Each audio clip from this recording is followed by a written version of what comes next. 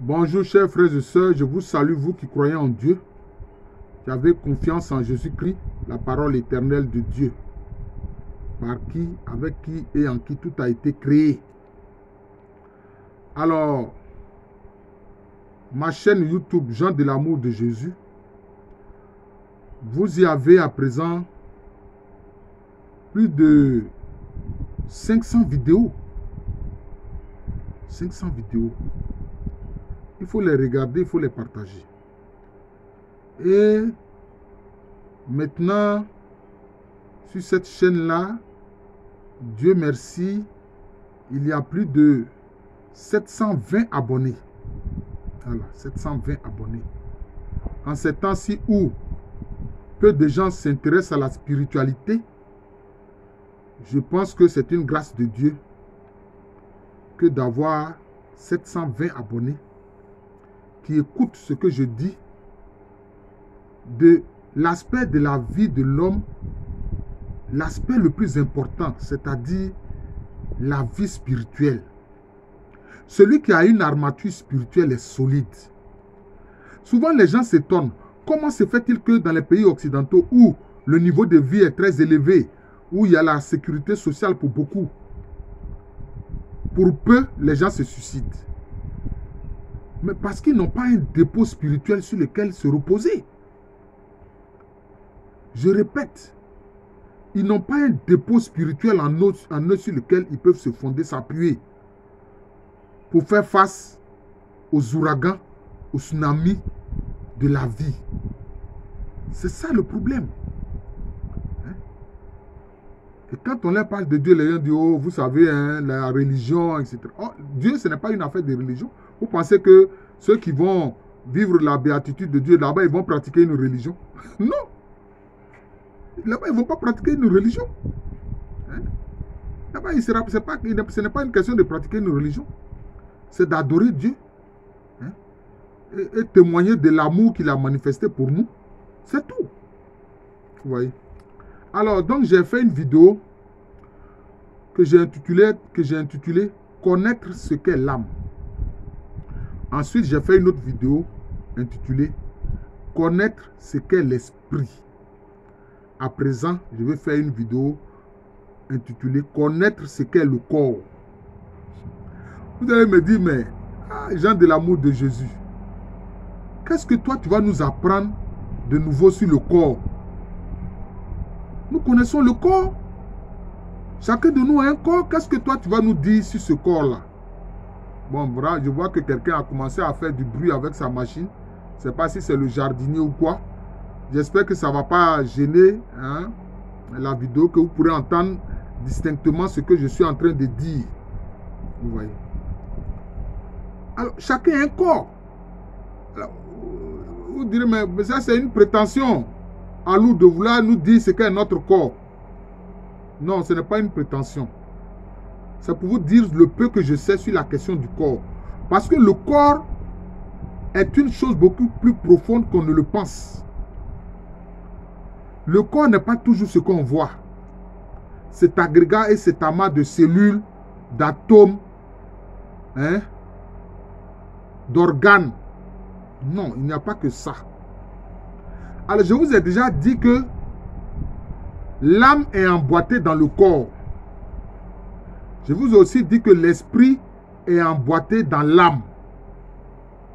Donc, en fait, le corps, c'est l'élément densifié, c'est l'élément matérialisé dans lequel il y a l'âme et l'esprit.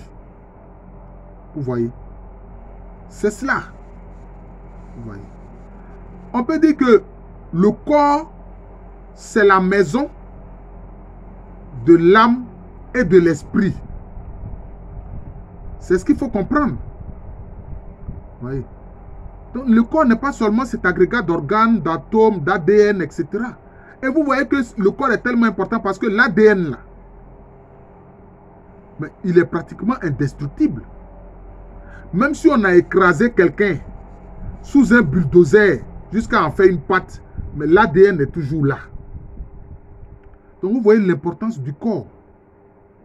C'est pour ça que Paul a dit à certains chrétiens qui faisaient n'importe quoi avec leur corps. Il dit, ne savez-vous pas que votre corps est le temple du Saint-Esprit et que le Saint-Esprit habite au-dedans de vous? Vous voyez? Donc, le Saint-Esprit, il est dans votre corps. Vous voyez?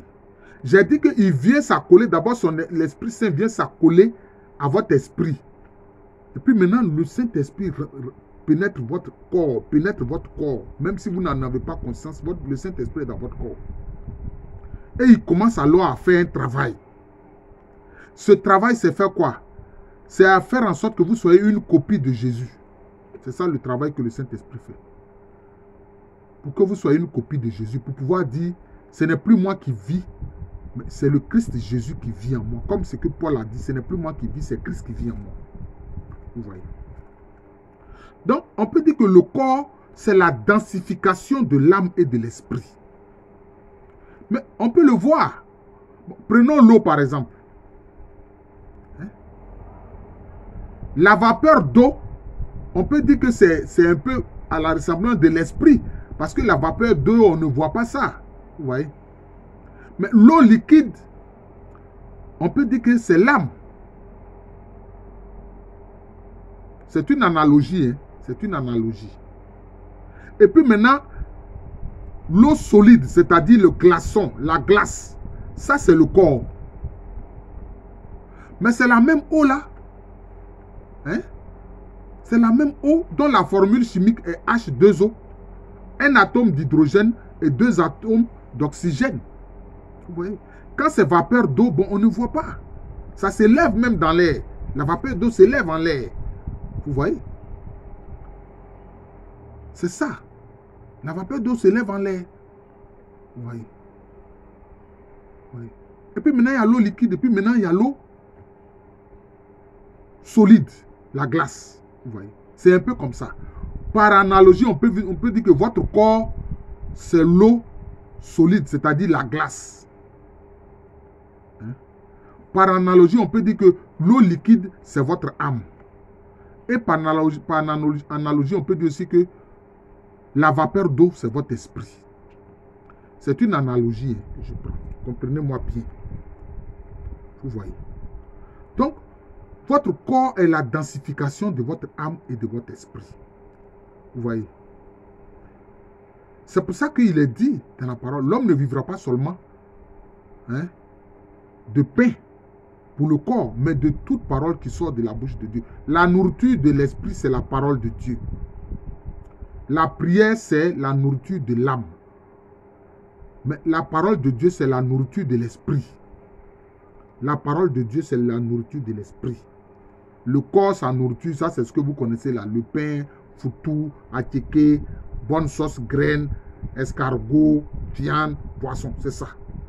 Mais c'est pour ça que la formule de Einstein, E égale MC au carré. On peut dire que E, ça renvoie à l'énergie. L'énergie, on ne la voit pas. Mais MC carré, je peux dire ça renvoie à la matière. Cela veut dire qu'en fait, la matière et l'énergie sont une même réalité. Cela veut dire que votre esprit et votre corps là, c'est une même réalité, mais avec deux positionnements différents. Avec deux positionnements différents. Voilà, les gens viennent de couper encore l'électricité ici à Angers. C'est leur travail. Et puis ils coupent ça violemment. Ça met à mal mes appareils. Oh Dieu. À qui irais-je me plaindre? Et puis ça va servir à quoi? Non. Donc, on comprend. Hein? Cette formule physique qu'Albert Einstein a mis en place, a trouvé E égale MC au carré, l'énergie et puis la matière. C'est la réalité, c'est la même réalité d'une même affaire. C'est comme si c'est une pièce avec deux positionnements, recto, verso. C'est ça en fait. Et justement, dernièrement, je regardais un documentaire et je n'ai pas été surpris de ce que les gens ont fait. Ce que le documentaire disait, mais j'ai trouvé ça très intéressant. Ça éclaire aussi sur la question de l'esprit, de l'âme et du corps. Par exemple, il y a une usine, je crois qu'il n'y en a pas beaucoup. Hein. Une usine, qu'est-ce qu'elle fait? Elle ramasse le plastique. Elle recueille le plastique. Et le plastique est chauffé à un très haut degré. Le plastique est chauffé à un très haut degré. Et quand il est chauffé à un très haut degré, il redevient quoi? Il redevient carburant. Il redevient pétrole. Il redevient pétrole. Quand j'ai vu ça, j'en étais heureux, mais je me suis dit, bon, je comprends. Je comprends. Je comprends. Le plastique, c'est densifié. C'est comme le corps. Mais une fois qu'on l'a chauffé, hein, parce que la vapeur d'eau, c'est quoi? C'est quand c'est chauffé que ça s'élève. Donc, ça redevient maintenant du carburant, ça devient du pétrole. Vous voyez? Parce que le plastique, à l'origine, c'est du pétrole. Vous voyez? Donc, c'est un peu ça. C'est un peu ça. Donc, j'utilise des analogies, pardon, pour que vous puissiez me comprendre. C'est pour ça que quand le Saint-Esprit a fait un grand travail sur l'esprit humain, et puis ensuite sur l'âme, parce que quand le Saint-Esprit finit de travailler sur l'esprit, il passe maintenant sur l'âme. Quand il a fini de travailler sur l'âme, il passe maintenant dans le corps, parce que de toutes les façons, il est à l'intérieur du corps. Et alors, on voit des transformations au niveau du corps. Oui, on voit alors des transformations au niveau du corps quand le Saint-Esprit fait son travail. Oui. Comme la transfiguration. C'est vrai, Jésus, lui, il est Dieu. Il est à la fois Dieu et homme. Homme, excepté le péché. Mais alors, il y a une transfiguration. C'est-à-dire que ton corps même devient lumière. Ton corps dégage la lumière. C'est ce qu'on a vu avec Saint Séraphin de Sarov. Hein, je crois que son disciple Motolinov, je crois s'il prononce bien son nom, a écrit un ouvrage sur justement Saint Séraphin de Sarov. Saint Séraphin de Sarov était devenu tout lumineux. Parce que le jeune homme, il parlait du Saint-Esprit, Le jeune homme lui a dit, mais qu'est-ce que le Saint-Esprit? Il a dit, oh Seigneur Esprit Saint, si tu pouvais permettre à ce que ce jeune homme-là voit ce que tu es. Et puis le Saint-Esprit l'a transfiguré, il est devenu tout lumineux. Et puis son disciple là disait, mais maître, ton visage est devenu tout lumineux. Il dit, mais si tu vois encore mon visage, c'est que bon. Alors tu comprends ce que c'est que le Saint-Esprit. Vous voyez? Et c'est comme ça qu'il y a eu le testament spirituel de Saint Séraphin de Sarov, qui était un chrétien orthodoxe russe. Il a dit, l'aboutissement de la vie chrétienne, c'est l'acquisition du Saint-Esprit. Le but de la vie chrétienne, c'est l'acquisition du Saint-Esprit. Le but de la vie chrétienne, c'est l'acquisition du Saint-Esprit. Quand on a acquis quelque chose, c'est pour toujours. Il faut comprendre ça. Alors, il y a ce cas-là, par exemple, la transfiguration, même du corps. Il n'y a pas que ça. Il y a beaucoup d'exemples. Je viens de vous donner l'exemple de Saint Séraphin de Sarov. Mais il y a Saint François de Paule. Saint François de Paule, mais le feu ne peut pas le brûler. Le feu ne peut pas le brûler. Il est à l'intérieur d'un brasier et puis ça ne fait rien sur son corps. Et tenez-vous bien, si vous êtes à côté de lui qui tient votre main, vous bénéficiez de la même grâce. Alors le feu ne vous brûle pas. Saint François de Paule. Voilà, je salue ici le père Abonga, François de Paule, qui a été mon curé, ici à Saint-Ambroise du Jubilé, qui maintenant est en service à Marcory, à la paroisse Sainte-Thérèse de l'Enfant Jésus et de la Sainte-Face. Mon père, je vous salue. Alors, il n'y a pas que ça. D'autres aspects de cette transfiguration du corps, c'est la bilocation. C'est le fait que le corps devient comme une particule atomique, comme une particule d'atome. Elle peut être à deux endroits différents. C'est ce qu'on appelle la bilocation. Ce n'est pas qu'il dort, hein? Non, non, non. Avec son corps-là devient comme une particule, peut être à deux endroits différents. On a vu ça avec Saint Antoine de Padoue. Et puis, plus près de nous, on a vu ça avec le grand Saint Padre Pio, Saint Pio de Pietrelcina. Vous voyez, vous pouvez être à deux endroits différents. Vous voyez, c'est cela. Il est même dit qu'un musulman, le cheikh Amala, Le cheikh Amala aussi, il était objet de bilocation. C'était un grand soufi musulman. C'était un soufi musulman. Je crois que c'est de lui que est né le hamalisme, ce qu'on appelle le hamalisme. C'est les soufis de Tijaniya, mais 11 grains, ce qu'on appelle 11 grains. Bon, ça, c'est une autre affaire. Vous voyez? Être l'objet de bilocation, ton corps. C'est-à-dire que c'est comme si ton corps même a été spiritualisé. Ton corps a vraiment la ressemblance de ton esprit. C'est pour ça que j'ai dit l'esprit, l'âme et le corps, c'est une même réalité. Seulement, le corps, lui, il est densifié, il est matérialisé, il est matériel. C'est tout. Vous comprenez? Alors, si on veut prendre les exemples sur ça concernant les saints, il y en a tellement. Il y en a tellement. Donc, je vais prendre un dernier exemple. C'est celui de Saint Joseph de Cupertino. Saint Joseph de Cupertino qui était quoi? Ce n'est pas seulement pour lui, là, ce n'est pas seulement la lévitation. Bon, la lévitation n'est pas toujours signe de sainteté. Mais lui, c'était le vol mystique, ce qu'on appelle le vol mystique. C'est-à-dire que lui, il vole comme un oiseau. Son corps, avec son corps là, il vole comme un oiseau. Ceux qui sont des incrédules peuvent dire que non, ce n'est pas possible. Hey, moi, je vous dis une chose. C'est attesté par des témoins sérieux. Voilà. Dans le procès en canonisation de Saint Joseph de Cupertino, des gens ont témoigné. Voilà. Même quelqu'un qui n'est même pas un chrétien catholique, qui était un chrétien luthérien, a témoigné. Je crois que c'était un duc.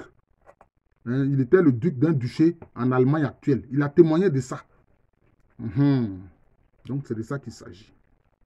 Je viens de vous parler du corps. Vous voyez l'importance du corps. Mais le Seigneur Jésus-Christ nous a promis quoi? Le corps glorieux. L'âme passe les objets, les matières solides. C'est-à-dire que l'âme peut traverser une porte fermée, traverser des murs. C'est ce qu'on appelle l'effet tunnel. Oui. Mais ordinairement, le corps ne peut pas faire ça. Mais quand le corps est transfiguré, il fait ça. Il fait ça. C'est pour ça que vous avez vu Jésus à la résurrection. Tout est fermé, mais il rentre avec son corps glorieux. Avec son corps glorieux. Et il avait dit à ses disciples qui étaient là, je ne suis pas un fantôme. Est-ce que vous avez du poisson? Donnez-moi du poisson que je mange devant vous. Parce qu'un fantôme ne peut pas manger quelque chose de solide. Vous voyez? C'est ce qu'on appelle le corps glorieux. J'ai fait une vidéo là-dessus, frères et sœurs. Vous pouvez aller regarder le corps glorieux. C'est ce que Jésus-Christ nous promet. Il n'y a pas que le paradis. C'est pour ça que j'ai dit identification à Jésus-Christ ou bien paradis. Non. Jésus-Christ nous promet plus que ça. C'est le corps glorieux qui nous promet. Avec le corps glorieux là. C'est comme si tu fais avec le corps glorieux ce que ton âme fait, c'est-à-dire l'effet tunnel, et puis tu fais ce que le corps physique fait, c'est-à-dire manger tout et tout. C'est tout. C'est tout. Tu peux manger tout et tout avec le corps glorieux. C'est ça. Et avec notre corps mortel là, c'est avec ça que le Seigneur va faire le corps glorieux. Et ça, Paul a enseigné ça à des chrétiens. Il dit, attention à votre corps. C'est avec ce corps-là que le Seigneur Jésus-Christ va faire votre corps glorieux. Voilà. Alors donc, je viens de vous parler du corps. Je suis le frère Jean de l'amour de Jésus. C'est mon nom spirituel. Et c'est aussi le nom de cette chaîne YouTube de moi. À l'état civil, je suis le professeur Alou Kwame René. Je vous souhaite une bonne journée.